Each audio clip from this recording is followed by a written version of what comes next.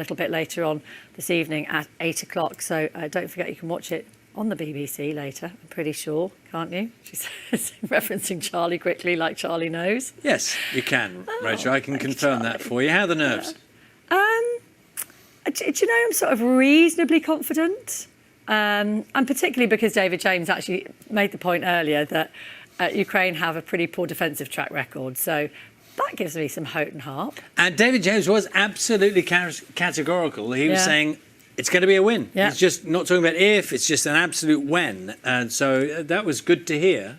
Yeah, there is so much sport around today. You can keep on top of it all as ever, either on BBC 5 Live, never forget that, because you can keep it with you all the time, or via the BBC Sport website as well. We've got Wimbledon, British and Irish Lions. I think you might be checking into that a little bit later on. Because it's the first of their games in South Africa. It's Lions v Lions, and then the 3 Lions later. There's a lot of Lions knocking around today.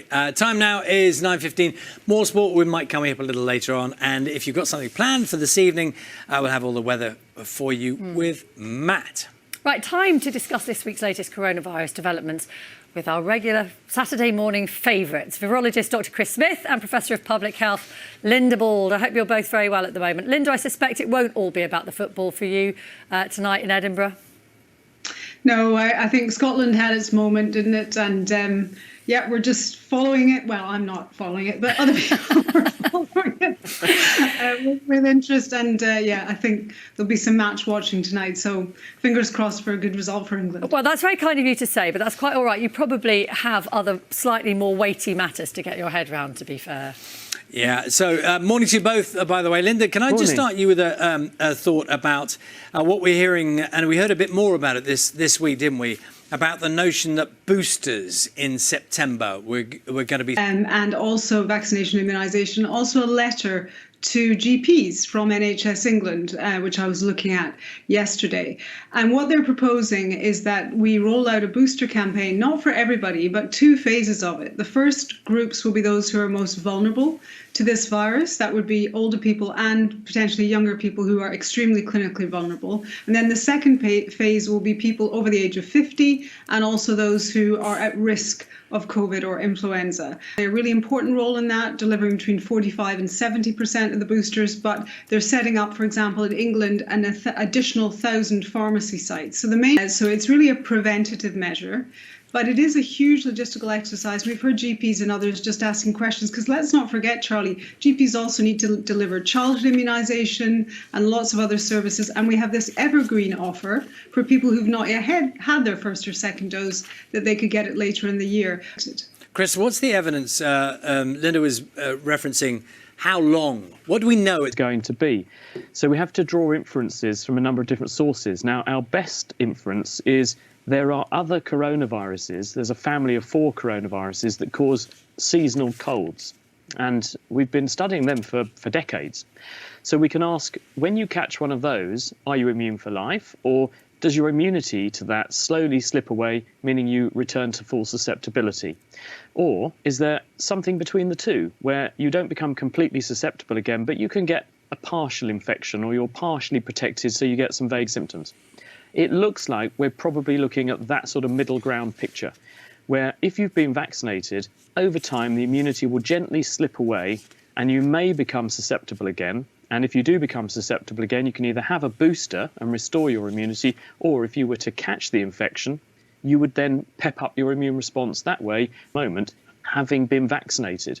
Because about 8% of people are catching the infection again, having been fully vaccinated, thank goodness, are getting very limited symptoms. We don't know for sure. And so that's why the cautionary approach is being taken. Let's have a booster programme.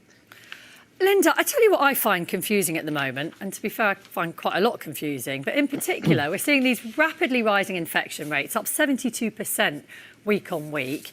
We're seeing a slight increase in hospital admissions as well. So we can't say that there isn't some kind of connection between the two. The link between this whole deadline of July the 19th seems to be written in stone. It might be a different response from the governments of Northern Ireland, Scotland and Wales. And everybody is asking themselves a similar question. They're seeing the infections rising rapidly. I mean, at the moment, based on the ONS infection survey, you know, if you look at the number of people in England, it's about 1 in 260 who have the virus now, 1 in 150 in the last reporting period in Scotland. But yet the government is committed to this really almost complete easing. So there's sort of this disconnect between what's happening with infections and the policy commitments. Vaccines are not working in the way we would have expected, even in the face of this variant. So the theory is that the more people you have double vaccinated, the more you will weaken that link with hospitalization and mortality and all restrictions. And I think it's important that we move away from that word.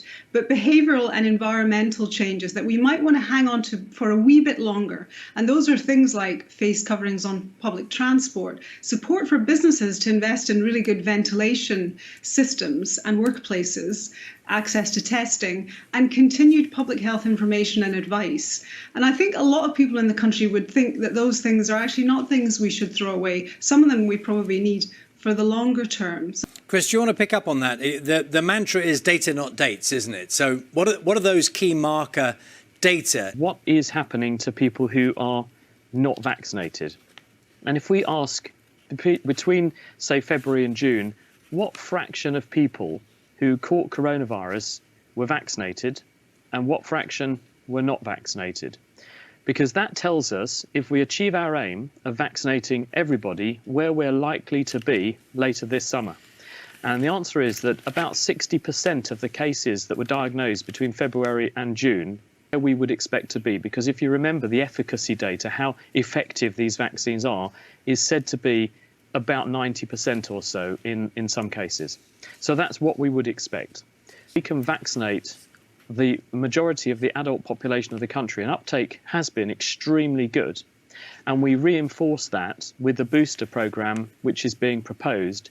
We will be in really good shape for later this year to mean that we don't see cases turning into casualties in hospital. Because 19th. So is there a danger you get into one of those grey areas where they're recommending, for example, masks, but not requiring it anymore?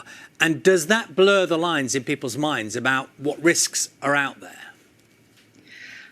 I think it does to some extent. There is definitely a difference, looking at a whole range of public health measures, Charlie, between mandating, requiring something and making it voluntary. And I'll just give you an example from, for example, smoke-free environments. There are these situations, for example, let's say a workplace where they want to make that environment as secure as possible.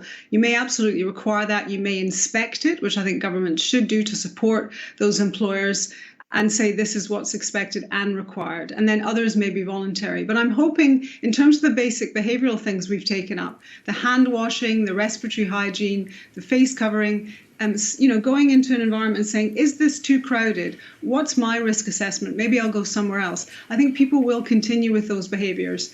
And I think that will not only protect them, but it could protect others. Thank you both very much. England with the first goal in about the 40th minute. I think that's what I said. That's the kind of precision that you want, isn't it? Yeah. Well, I'm a scientist, right? Yeah, I mean, exactly. People expect precision. Yes. I'll probably be proven wrong now. But anyway. No, you won't. You're absolutely right. And Linda, can I just check with you? I know you've expressed no interest whatsoever, frankly, but I'm going to ask you anyway. I have no idea, but what I will say is that, you do need experts, but you probably need experts who know something about football. But I'd just like to draw attention to the clock in the background. I don't know whether you spotted that. This is a new clock, just thinking about measurements. Chris has recently moved house, and I know that's been a big task for him. I'm sure he's been watching the football while he's been unpacking the boxes. But I thought he was due a new clock, and given Scotland's disappointing results in the Euros, I thought that a clock with the map of Scotland, next time I see Chris, he can add that to his collection in his new house. Love it. Oh, fantastic. Thank you very much. I look forward to that. I didn't know you'd moved house. Everything okay? How's the move gone? I haven't actually moved yet, but I am moving. So look, watch this space, I guess, is what you have to is the message. Well, it can be a very stressful time, can't it? Good luck with Imagine that. packing up that studio. I can attest to that. Yeah. I can only just think about what might be that we don't see in that little room, Chris. So good luck with that task. Thank you very much. It's very useful, actually, moving house, because it makes you actually chuck stuff away. Yes. Stuff that you've been keeping for about 25 years. Watch this space, I guess, is what you have to is the message. Well, it can be a very stressful time, can't it? Good luck Imagine with that. packing up that studio. I can attest to that. Yeah. I can only just think about what might be that we don't see in that little room, Chris. So good luck with that task. Thank you very much. It's very useful, actually, moving house, because it makes you actually chuck stuff away. Yes. Stuff that you've been keeping for about 25 years, thinking that might be useful one day. And you've been convincing yourself you really do need this stuff. And then actually you realise you don't, and it's just taking up space. So I've had a really good clear out, actually. It's good. Everyone should move house every now and then, painful as it is. He's like a mind coach as well, isn't he? Ah, Lovely to see you both this morning. Thank you. Thank you. See you soon. Football predictions, mind coaching. Yeah, got the lot. Bit of virology on the side. Absolutely. A whole lot. We love them both. Thank you. Thank you. See you soon. Football predictions, mind coaching. Yeah, got the lot. Bit of virology on the side. Absolutely. A whole lot. We love them both. Thank you, Chris and Linda. 9:29 is the time now.